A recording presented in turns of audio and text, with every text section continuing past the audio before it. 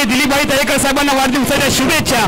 या स्पर्धेला शुभेच्छा देण्यासाठी आवर्जून उपस्थित राहिलेले आहेत आणि आपण सगळ्यांनी विनंती करूयात, नामदार चषक 2025च्या निमित्तानं आपण ज्यांचं मार्गदर्शन आणि शुभेच्छा ऐकणार आहोत ते आपल्या सगळ्यांचे लाडके नेते, बघता बघता महाराष्ट्र राज्याचे कॅबिनेट मंत्री झालेले आहेत आणि म्हणून आपण विनंती करूया की साहेब आपला बहुमूल्य मार्गदर्शन आणि साहेबांना शुभेच्छा आपण या निमित्तानं द्याव्यात। मंचावर उपस्थित असलेले ज्यांच्या वाढदिवसासाठी आपण इथे सगळेजण जमलेलो आहेत ते माझे भारतीय जनता पक्षाचे सहकारी सन्मान्य आमचे दिलीप तळेकरजी, आमचे संतोष कानडेजी, आमचे जटारजी, आमचे मनोज रावराणे, मंचावर उपस्थित असलेले सगळेच माझे भारतीय जनता पक्षाचे प्रमुख सहकारी, उपस्थित असलेले तळेकर वहिनी, कुटुंबीय, उपस्थित सर्वच माझे तरुण मित्रांनो, आज आमच्या दिलीप तळेकरजींच्या वाढदिवसाच्या निमित्ताने मी आवर्जून माझ्या शुभेच्छा देण्यासाठी आलेलो आहे। दिलीप तळेकरजी हे आम्हा राणे कुटुंबाचे अतिशय निष्ठावंत असलेले माझे सहकारी आहेत आणि आमच्या पूर्ण प्रवासामध्ये दिलीपजींसारखे असंख्य आमच्या ह्या प्रामाणिक कार्यकर्त्यांनी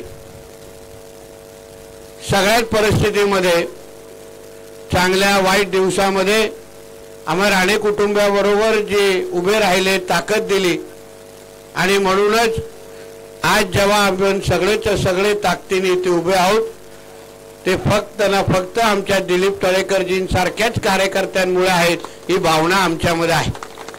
आणि म्हणून आमदार असलो, नामदार झालो तरी पण ज्या कार्यकर्त्यांमुळे आज ही सगळी पदं आमच्याकडे आलेली आहेत, ही सगळी ताकद मिळालेली आहे, महाराष्ट्रामध्ये जो काय मान सन्मान मिळतोय ते आम्हाला ह्या सगळ्या कार्यकर्त्यांमुळेच आहे, ही भावना आमची नेहमीच राहिलेली आहे।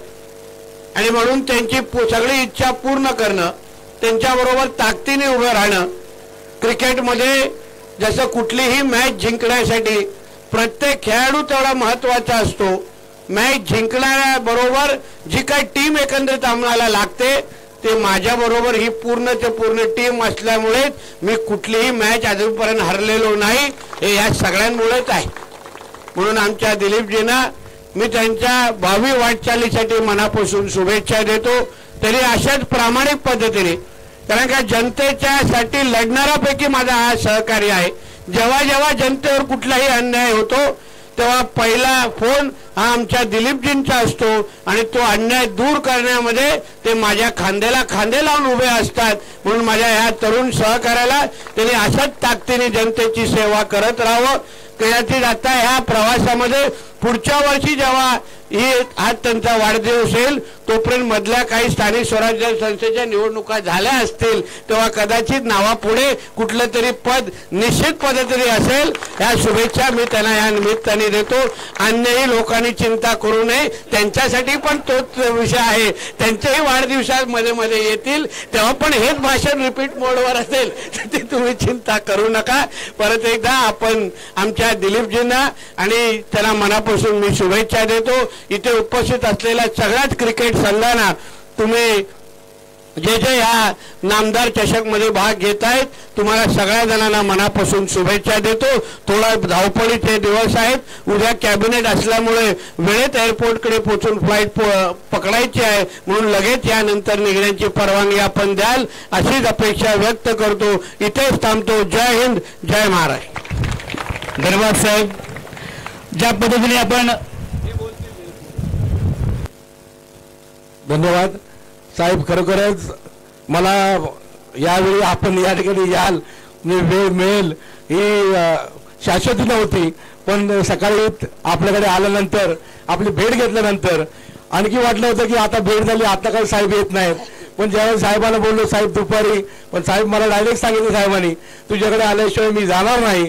खरोखरच निष्ठावंत आणि एक विश्वास ठेवून काम केल्यावर खरोखरच आपण कुठली अपेक्षा करू ती अपेक्षा सर्व पूर्ण होतात।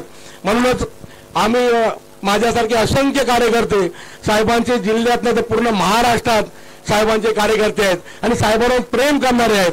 ते आमच्यासारखे कार्यकर्ते साहेबांच्या स्वभावामुळेच तयार झालेले कार्यकर्ते आहेत.